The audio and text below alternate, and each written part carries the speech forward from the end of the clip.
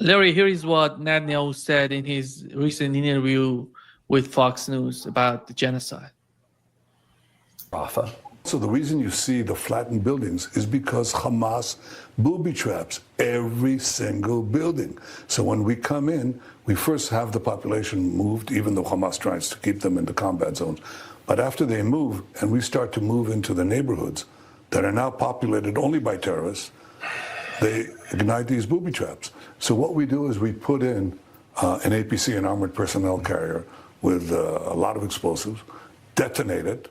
It sets off all the booby traps, and the buildings begin to collapse as a result of that. They're empty buildings. They're not populated buildings. And the guy is trying to blame everything on Hamas. And Of course. Yeah. Of course. Yeah.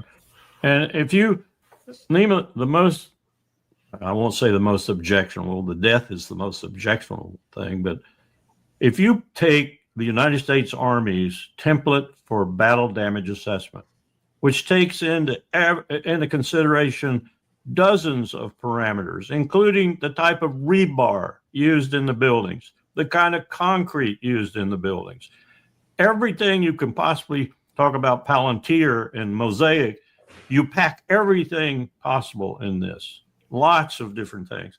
And then you assess what your BDA is. It's become a science, and it's close, and we've done it on battlefields where we were able to get in afterwards and verify how close it really is.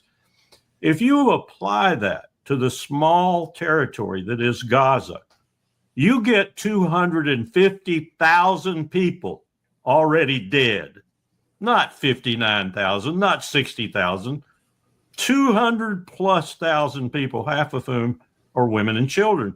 And I should say a considerable number of old people too. That's what you get. So Bibi, you're telling me Hamas killed all these people with the booby traps and everything? Oh, and oh, by the way, why did you need all those 250, 500-pound and even 2,000-pound bombs? And why did you drop all those bombs if all these things you just talked about are true? You're a lying sack of shit. Sorry. You're a lying sack of shit. You're a lying sack of shit. Larry. Yeah, I agree. I mean, actually that interview is a sign of Israel's is in trouble because up to this, I don't think you've seen any Fox News reporters actually being let into Gaza to film like this until now. And why is that? Well, the number of European countries now lining up to say they're going to recognize Palestine as a state is increasing. The criticism coming out of the European countries towards Israel is increasing.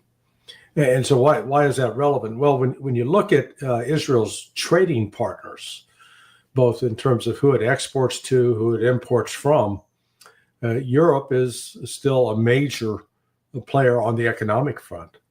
What I was surprised to discover, though, was that Russia, China, and India also have trade relations with Israel. And, frankly, I think the BRICS countries could do a hell of a lot more in putting pressure on Israel to stop this.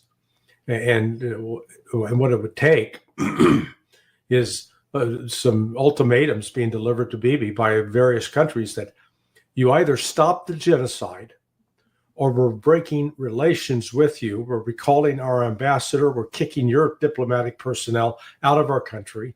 We're imposing tariffs on anything that you export.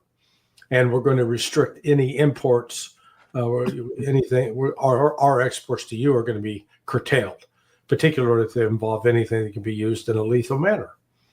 So the fact that Bibi sat down with the Fox News reporter was an example of they're trying to do damage repair in the United States. That wasn't for international consumption. That was, they recognize they've even got problems in the United States, and they're trying to do repair among the best. What genocide? What genocide? Ha ha ha!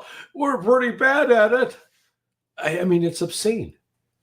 we've seen the images of the bombs being dropped on apartment buildings, and we've seen the bodies of mangled children crushed under the weight of concrete.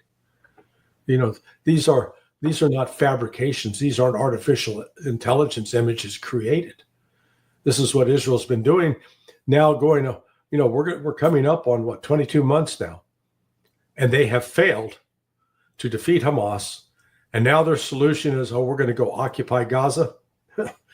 Good luck with that, because the logistics requirements for Israel to go in and sustain that operation, it's going to further stress the system, and it's going to create more targets. And I think you're going to see the casualty rate among Israeli reservists go up. And again, part of the problem that we haven't pointed out is the reservists in the Israeli army. I mean, they're incompetent. They really are. They're not professional soldiers by any stretch, and they're usually under the I don't even want to say under the guidance of officers who are incompetent, but they are. So they're not. It's a mob, and then no wonder they go out and engage in one war crime after another. And this is why you're seeing when the reservists go home after 90 days, they're putting a gun in their mouth and eating a bullet, or they're overdosing on pills. This is only going to accelerate.